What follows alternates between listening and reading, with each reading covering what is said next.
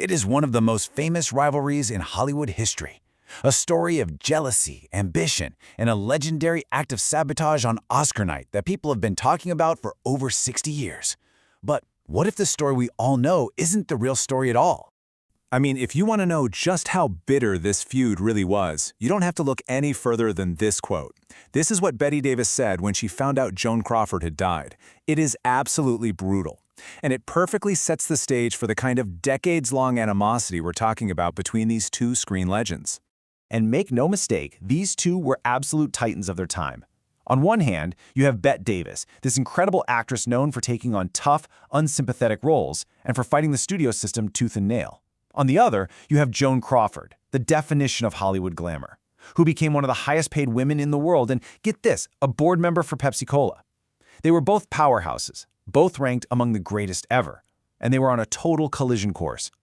And that collision was a long time coming. The bad blood started way back in the 30s over a man, of course. Then it just simmered for years, especially after Crawford snagged an Oscar for a role that Davis had actually turned down. The whole thing finally blew up when they were forced to work together for the first and only time on the set of Whatever Happened to Baby Jane. And all of this leads to one single fateful night in 1963. Okay, so this is it. This is the heart of the whole legend, the 35th Academy Awards.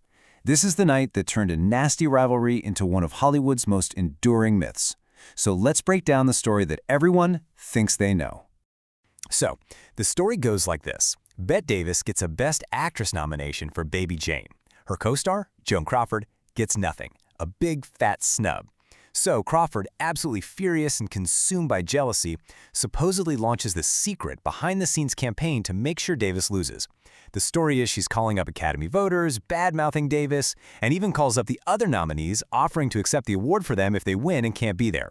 And then, on Oscar night, Bette Davis loses. It's a fantastic, traumatic story of revenge. But is any of it actually true? Well, here's where it gets really interesting. You have to ask yourself, where did this story come from? The entire allegation, the whole sabotage campaign, it all comes from one person, Bette Davis. And she didn't even make these claims public until years later, after Joan Crawford and pretty much everyone else involved was dead and couldn't defend themselves. Kind of convenient, right? And for a lot of people, this picture right here is all the proof they need. This is the smoking gun. It's Joan Crawford, on stage, looking absolutely triumphant, holding the Oscar that Bette Davis wanted so badly. I mean, it looks like an open and shut case. But let's actually dig into the facts. Because when you pull back the curtain and look at the actual evidence, a very, very different picture starts to emerge. A picture that suggests Bette Davis was a real long shot to win that night, whether Joan Crawford did anything or not. In fact, you can point to at least 5 huge things that were working against her that year. Let's break them down, one by one. First off, her reputation. Let's be honest, Bette Davis was known for being incredibly difficult. She had a long history of very public fights with her co-stars and was famous for her bullyish behavior. She even openly talked about how much she disliked the Hollywood community, the same people she needed to vote for her. One biographer put it bluntly, she was unpopular all over town. Second, there was this infamous want ad. Just a few months before the Oscar nominations, she took out a classified ad in a trade paper looking for a job. Now, she might have thought it was a clever joke, but the rest of Hollywood saw it as tacky and desperate. It was a stunt that totally backfired and made her look, well, not like a serious Oscar contender. Third, while they were promoting the movie, Davis just kept ignoring Joan Crawford's role in its success. She barely mentioned her. And this was at the same time that Crawford was actually out there publicly campaigning for Davis to win. In a town that runs on appearances, that just wasn't a good look for Bette. And finally, you've got these 2 huge hurdles. Politically, this was the era of the Hollywood blacklist, and Davis had been dogged by whispers about being a communist sympathizer. But maybe even bigger than that was the genre of the movie itself. The Academy has always looked down its nose at horror. Baby Jane wasn't seen as some prestige drama. It was basically the film that launched a new, kind of sleazy horror subgenre later called hagsploitation. So you can see the case against Davis winning was already pretty stacked, but now let's take apart the so-called proof that everyone uses to paint Joan Crawford as the villain in all this. So back in 1963, you're looking at about 2,800 people who were eligible to vote for the Oscars. For Joan Crawford to run a successful smear campaign, she would have had to contact a lot of those people. And yet, here's the thing. In the more than 60 years since that night, not one single person has ever come forward to back up Bette's story. Not one Academy member, not a journalist, not an assistant. Nobody has ever said, "Oh yeah, Joan called me to trash Bette." For a secret this big, the silence is deafening. And what about that smoking gun picture of Joan on stage? Well, it turns out accepting an award for someone who wasn't there was a totally normal thing to do back then. In fact, just over 10 years earlier, guess who did the exact same thing? Yep, Bette Davis. She accepted the Oscar on behalf of an absent Kim Hunter. And this might be the most crucial piece of all.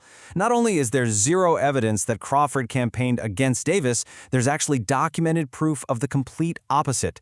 In multiple interviews from late 1962, Joan Crawford was on the record publicly campaigning for Bette Davis to win. So, if the evidence against the sabotage story is so overwhelming, why has this myth not only survived, but actually thrived for more than half a century? Well, it's pretty simple, really. First, Bette Davis was a force of nature, this beloved actress, so when she told the story, people disbelieved her. Second, and maybe most importantly, it's just a way better story than the truth. It's dramatic, it's sensational, it's everything we want from Hollywood. Plus, the feud itself became a huge marketing tool that revived both of their careers. And of course, popular culture, from books to TV shows, has repeated the legend so many times, it's just become fact. And that animosity, whether it was totally real or just really amplified, was powerful stuff. It was so intense that it actually derailed their next movie together. Crawford eventually pulled out, and they had to retitle the film and recast her part. So when you look at all the facts, the legendary Oscar sabotage story starts to look less like a real historical event and a lot more like one last, brilliant, and totally convincing performance from Bette Davis, a role she played for the rest of her life. At the end of the day, the fact that this myth has lasted so long probably tells us more about ourselves than it does about Betty and Joan. It shows just how much we love a good story, especially one about fame and rivalry, and how easily a great legend can overpower a simple truth. And really, it leaves you with this one last thought. In the battle for a legacy in Hollywood, does the truth ever really stand a chance against a really, really good story?